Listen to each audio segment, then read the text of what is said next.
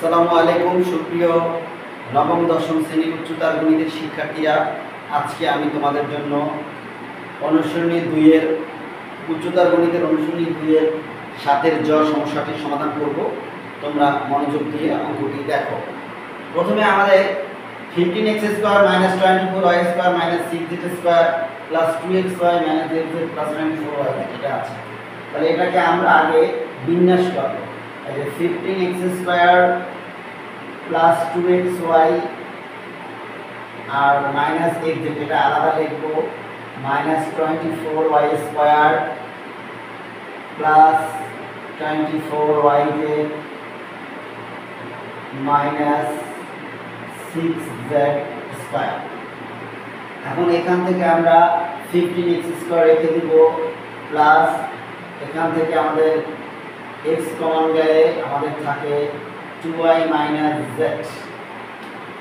Minus common নিলে থাকে 24 -6 common নেব আমরা, -6। দেখো শিক্ষার্থীরা, এখানে -6 কমন নেব, -6 কমন নিলে আমাদের হয় 424 4y² তারপরে -4yz -z²।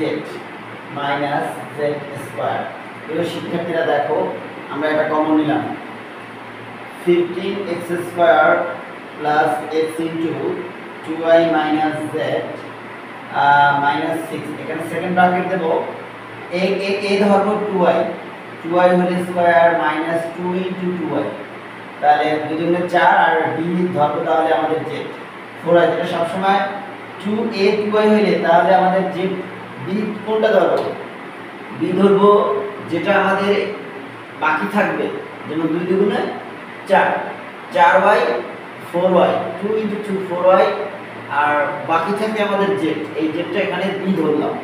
তাহলে আমাদের সরি এখানে প্লাস হবে, এখানে মাইনাস কমন নিলে প্লাস হবে, তাহলে প্লাস z হোল স্কয়ার। এই যে দেখো শিক্ষার্থীরা, 15x² + 2y - z x minus, এটাকে আমরা লিখতে পারি 6 * আমরা লিখতে পারি 2y - z হোল স্কয়ার। তার a² - 2ab + b² সূত্র হচ্ছে a - b whole square. a 2y a হচ্ছে 2y - b হচ্ছে z, তাহলে a - b হোল স্কয়ার। এখন যদি আমরা 2y - z কে a ধরি, তাহলে 15x² প্লাস আমাদের এটা যদি আমরা a ধরি তাহলে হবে x - 6a²। এন্ড লিখব যেহেতু 2y - z = a ধরে।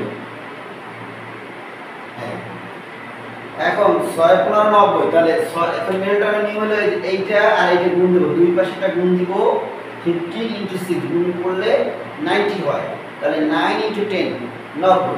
তাহলে আমরা লিখব 15x² + 10x - 9x -6a²। তাহলে আমাদের এখানে 5x যদি আমরা কমন নিই তাহলে 3 × 5 = 15, 3x